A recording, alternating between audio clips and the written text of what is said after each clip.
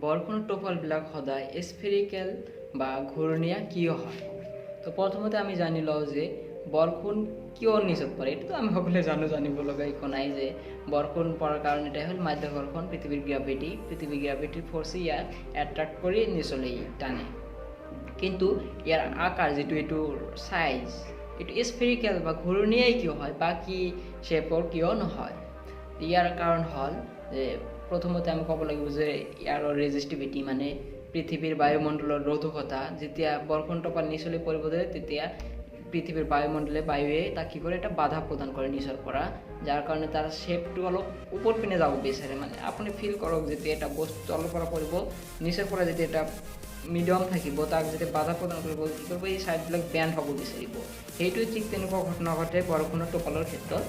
মানে ঘটনাটো আপুনি বুজিছেনে কি হয়?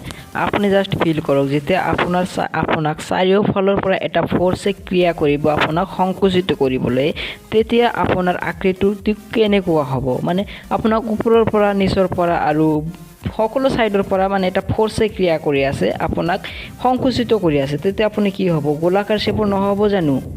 ঠিক তেনেকুৱাই ৰেইনড্ৰপছবোৰৰ ক্ষেত্ৰতো হয়।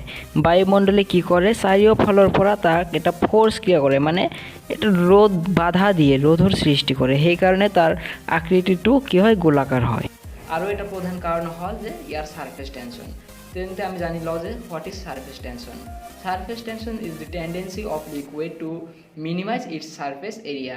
মানে লিকুইডৰ এটা প্ৰবলতা আছে, এটা টেণ্ডেঞ্চি আছে ইয়াৰ এৰিয়াটো সংকুচিত কৰি থাকিব বিচাৰে, মানে সদায় একেলগ হৈ থাকিব বিচাৰে, কিন্তু আটাইতকৈ সংকুচিত আকৃতিৰ হ'ব বিচাৰে। যিহেতু ই আটাইতকৈ সংকুচিত আকাৰত থাকিব বিচাৰে, সেইকাৰণে তেওঁ কি কৰে, ঘূৰণীয়া বা স্ফেৰিকেল শ্বেপটো লৈ লয়। কাৰণ আপুনি চাওক যে স্ফেৰিকেল শ্বেপৰ বাহিৰে বাকী এনেকুৱা একো শ্বেপ নাই যিটোত তাৰ আকাৰটো একদম কি হ'ব, মিনিমাম হ'ব। মিনিমাম শ্বেপৰ হ'ব বিচাৰি তাৰ এটাই ৰাস্তা, মানে এটাই পথ আছে, যিটো কি কৰিব লাগিব, তাক স্ফেৰিকেল আকৃতি হ'ব লাগিব, মানে ঘূৰণীয়া আকৃতিৰ হ'ব লাগিব। এই বেকগ্ৰাউণ্ডৰ পৰা বহুত চাউণ্ড আহি আছে, বহুত কাম কৰি আছে, তো সেইকাৰণে মাইকটো হাতত লৈ ভিডিঅ' বনাবলগীয়া হৈছে, অলপ এডজাষ্ট কৰি ল'ব। আৰু আই হোপ ভিডিঅ'টো আপোনালোকে বুজি পাইছে। আৰু যদি ভিডিঅ'টো ভাল লাগিলে লাইক কৰিব, কমেণ্ট কৰিব আৰু শ্বেয়াৰ কৰি দিব, যাতে সকলোৱে ভিডিঅ'টো চাব পাৰে। মোৰ এইটো নতুন চেনেল হয়, সেইকাৰণে আপোনালোকৰ ছাপোৰ্টৰ বহুত প্ৰয়োজন। চেনেলটোক ছাবস্ক্ৰাইব কৰি দিব আৰু বেল আইকনটো প্ৰেছ কৰি দিব। ধন্যবাদ।